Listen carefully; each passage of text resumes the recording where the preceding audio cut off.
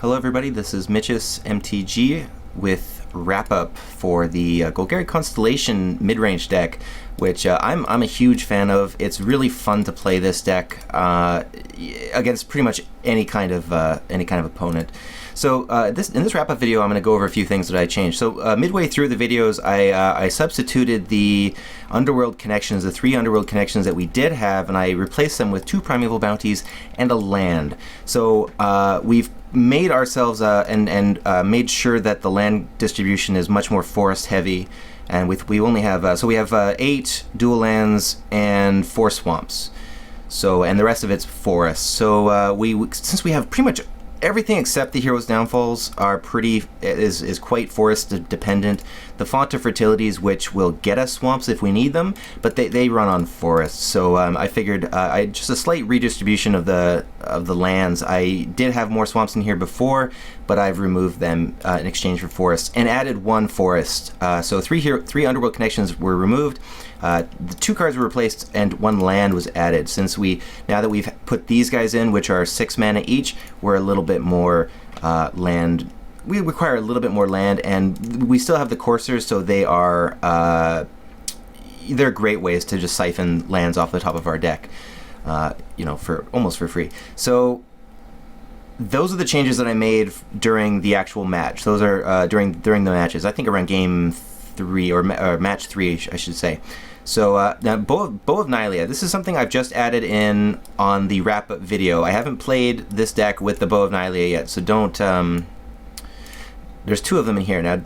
So why did I put this in here? Well, I still want to experiment with it. So this is just an analysis. This is just me hoping for next time I'll be able to show off the Bow of Nylea and see how it works and what it does. So one of the nice things that it does give us is it gives us devotion, 2 sources of devotion to turn on Nylea and also Pharika better. It's an enchantment as well, so it triggers Eidolon of Blossoms and, for that matter, Primeval Bounty, which I'll go into in a moment.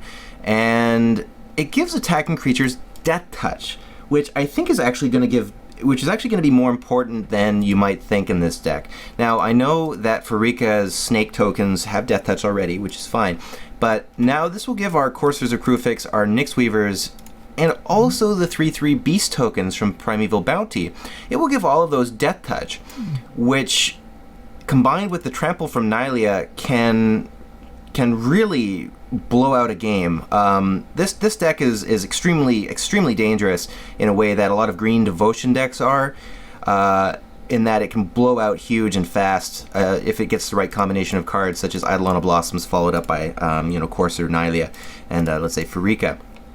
So the Bow of Nylea, giving these creatures Death Touch is huge. So when attacking with Courser, Nyx Weaver, and let's say 1 Beast token, and if you have Nylea out on the field, even if she's not a creature, if she's just out on the field and you have the mana up to give one of your creatures +2/+2,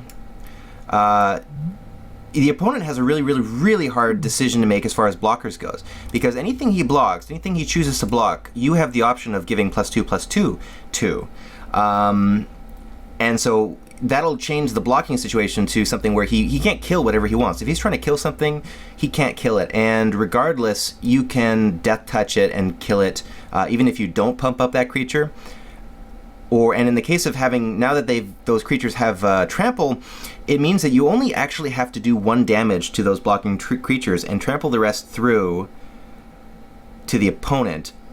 Oh, you know what? That's wrong. That's something I was mistaken about that. You actually have to do enough damage to the creatures, as much toughness as the creatures have, before you can trample through the rest of the damage. I don't know why I thought otherwise for a second there. But regardless, it's still excellent, because when you are blocking, the situation that I was thinking of is when you have multiple blockers. So if you have 3 blockers, and then you can assign your damage between them. So you only have to do 1, 2, 3 damage. 1 damage to each of those blockers, and all 3 will die because of Death Touch. That's the scenario I was thinking of. So, and then unfortunately the trample will then go to one of the remaining trample over, if there is any, will have to go to one of those creatures until it bypasses their toughness.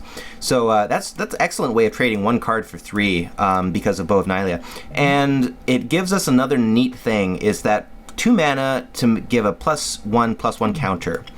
And that's going to be really important, because these creatures that we have, these coursers, these Nyxweavers, and these Eidolons, Eidolons especially, are quite fragile, and they're oftentimes out on the field for a long time because we can regenerate them with Golgari Charm, or if they are taken away from us with, let's say, a Detention Sphere, we can Abrupt Decay the Detention Sphere and get them back. So we can give them a +1/+1 counter and make them stronger. So Coursers of Kruphix, for example, they can currently die to an overloaded Mizzium Mortars or just a targeted Mizzium Mortars, but if we give them a counter, which we can do as an interrupt, we can actually add this to the stack because it's an artifact ability, then these Coursers, if they're targeted with a Mizzium Mortars for whatever reason, then we can actually activate this, give them a counter, and they'll survive. And then if the opponent chooses to burn a Spark as well, or a Lightning Bolt or another thing to actually finally kill the Courser, then we can regenerate with a Golgari Charm. And ideally keep the creature totally alive, and then it's a 3/5 next turn, and just stronger. And then if it attacks, it'll get Death Touch. So this Bow of Nylea plus these Coursers of Kruphix is really huge. Now, right now I only have 3 Coursers of Kruphix in here, but I think because this is just such an overpowered card, Coursers of Kruphix is just stunning and used in every deck. I would probably put another Courser back in this deck, actually, and remove something else, either one of the Primeval Bounties, or most likely an Abrupt Decay or a Golgari Charm, because I think the 25 lands is actually fairly important for this deck. It seemed to be the right mix in the games that I played afterwards. 24 seemed a little bit low for what the deck wanted, and because we have the Coursers, we can actually filter through a lot of it. So we actually, the game, it's funny because you actually, the game actually plays differently because we get those forests out of our deck for free. We rarely end up drawing them. So I think and we do get them when we need them in the beginning of the game. So I think it's actually important. So I'll just remove one of these Golgari Charms for now. And I think this is a stronger deck. The other thing the Bow of Nylea can do, so that +1/+1 counter is really big. But also, if we happen to be up against Nightveil Spectre or Chandra's Phoenix, like for Nightveil Spectre, the Nyxweaver can block Nightveil Spectre every time it attacks, but it won't kill it. However, if it attacks, we can block with the Nyxweaver and then kill the Nightveil Spectre with the Bow of Nylea to do 2 damage to it to finish it off. So this will prevent him from this will discourage attacking with the Nightveil Spectre, but it's a good player, a good opponent will never really put himself in that position to lose his Nightveil Spectre to that. So, and if we have a Nyxweaver up, he's generally not going to attack with it anyway. The only time it changes things is when he has multiple attackers and you might not have multiple blockers. Then it will change the situation because he will decline to attack that turn because he knows you can kill his Nightveil Spectre and take damage from some other source. So that's that situation. Additionally, the Bow of Nylea, so Devotion has all these nice effects on it, but it will also, you can gain 3 life with it. Pay 2 mana, tap Bow of Nylea, gain 3 life. That's pretty important against aggro, pretty important against red aggro, which this deck is probably, the thing I'm worried most about with this deck. If we do not have a Golgari Charm or a Gaze of Granite in our hand at the right moment, having a Bow of Nylea in our hand is okay too, because if we happen to have a Courser out and then cast Bow of Nylea, it's just another card in here that, so not only does it help us out in those multiple other scenarios, but it helps us out against red aggro. It's not like a perfect card countering red aggro, but the value is that it helps in so many situations. That's why the Bow of Nylea, I think, is good and could be good in this deck. It's because it will help in multiple scenarios against multiple deck types. And I think that's the most important thing for a deck, to be versatile, to be able to handle multiple kinds of opponents and situations. So, and of course, Bow of Nylea has like 4 different effects: counter, damage, gain 3 life, and then the 4th one is put the 4 target cards from your graveyard onto the bottom of your library in any order. Now, normally Golgari, we want cards in our graveyard, right? We would normally want to fill it up and then put Night Howlers down, or Night Howlers and Strength from the Fallen. So that's normally what we want to do. But this deck, we don't have that many creatures. We only have 14 creatures, and we often don't see them in our graveyard, for that matter. So why does that 4th thing, whenever is that 4th thing going to come into effect? When are we ever going to do that? Well, it's because of these Fonts of Fertility. the Fonts of Fertility force us to shuffle our deck. Now, we only have 4 of them, so it's not going to come up all the time, but there are going to be situations and scenarios in a game, especially a game against Control or another longer term against another mid-range opponent. There's going to be a scenario where we're going to have some crucial cards that we're going to need, but they happen to be in our graveyard because they've been killed. Let's say Vraska has been killed, or Primeval Bounty has been destroyed, or Hero's Downfall is in our graveyard, and we really, really need it. Well, what we can do is we can put those back into our library, on the bottom of our library, with Bow of Nylea. And then, if we then crack a Font of Fertility, we'll shuffle our library. So we will then have a chance of drawing these cards again. It's a little bit like an Elixir of Immortality. It doesn't gain you life. Bow of Nylea, those effects are separate. The gain 3 life, you can gain 3 life, or you can do this thing with the cards into your library. So it's sort of a jack of all trades card like that, but it is there. That is an option. So again, this is versatility. This is an answer to multiple different deck scenarios, multiple different opponents. This is good for those for a little bit of every scenario, a little bit of every situation. And the counter thing is always going to be good, and the gaining life thing, I mean, it's just going to be good for all kinds of scenarios. The other thing I changed, so the Primeval Bounty, why did I put the Primeval Bounty in here, and what does it do? As the card says, when you cast a creature spell, you get a 3/3 beast token, which is great. We love beasts, we love tokens, they're free. They're just free. Like, after you cast the Primeval Bounty itself, they're free every time you do it. So the longer the game goes on, the more of these you get.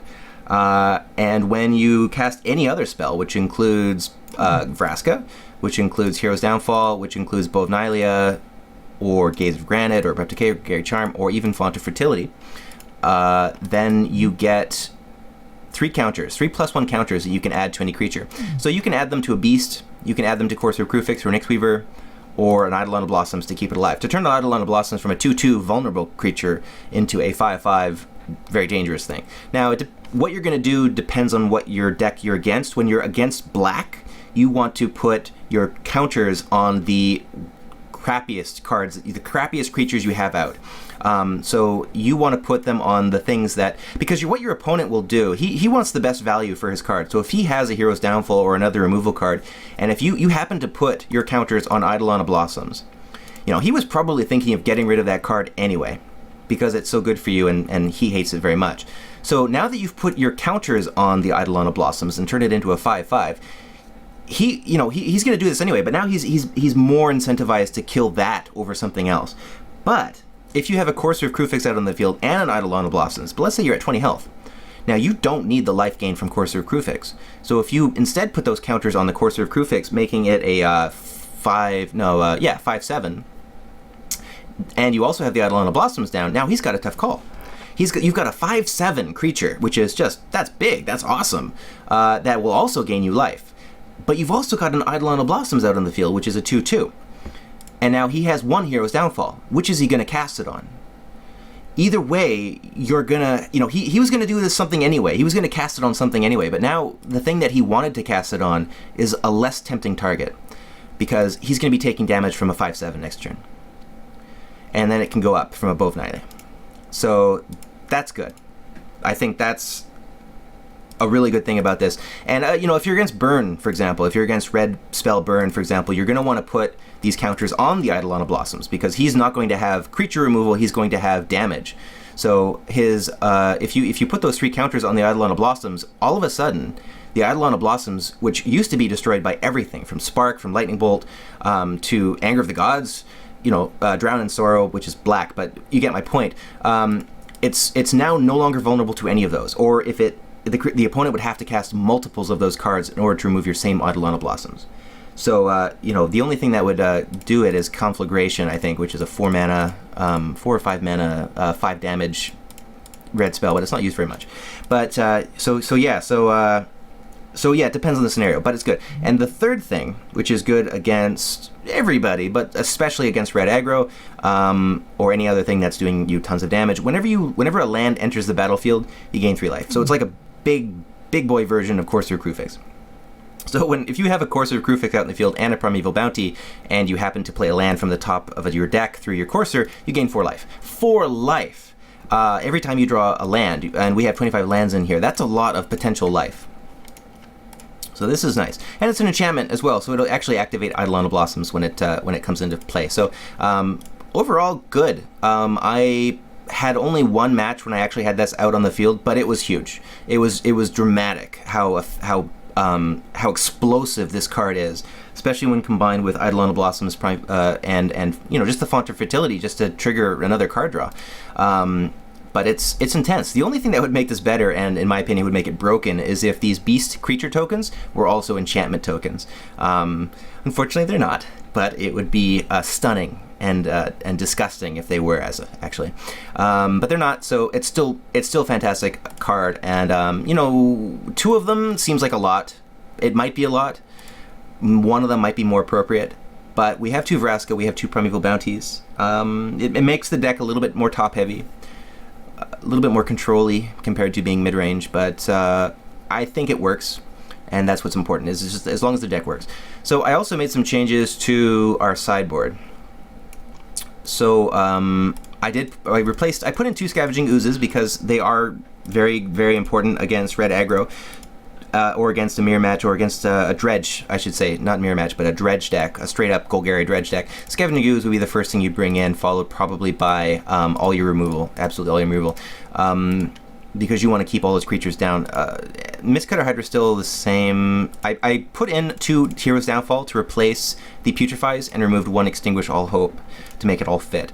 And I think this makes more sense because it's very rare that you're actually going to be bringing in this card as a sideboard. And in fact, I might replace it with something else, but I'd have to play more games to see, because there's like one particular matchup when it would be just stunning, and we have pretty good card draw. So I'd say keep it. The Devour Flesh were very, very, very important in pretty much every game in half the games easily that I played, but I found myself sideboarding them in roughly 50% of the time.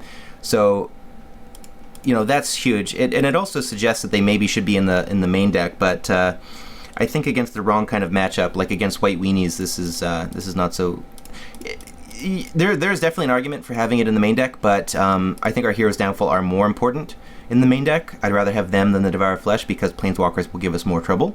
We're a little bit too slow to get in there and kill them quickly enough, so we need the Hero's Downfall to wipe them out. And we have the Nyx Weavers so we can grab them after we use them. So that's good. It's a good fit, good numbers. I don't want to change it. I don't want to mess it up because it seems to be working perfectly as is. But the Devour Flesh are an excellent sideboard choice. And that's pretty much it. I'd love to hear your guys' thoughts on the deck and see if you liked watching it.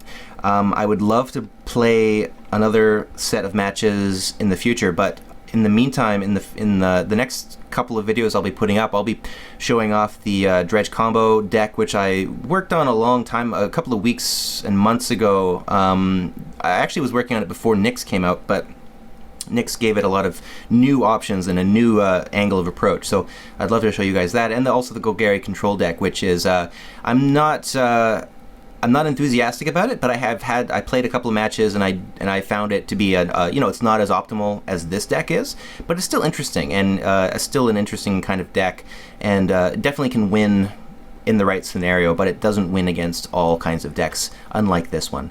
So I'll definitely give it a show and show you guys how it works and what it's all about, but that will be, and both of those decks, but those will be in future videos. Thank you for watching.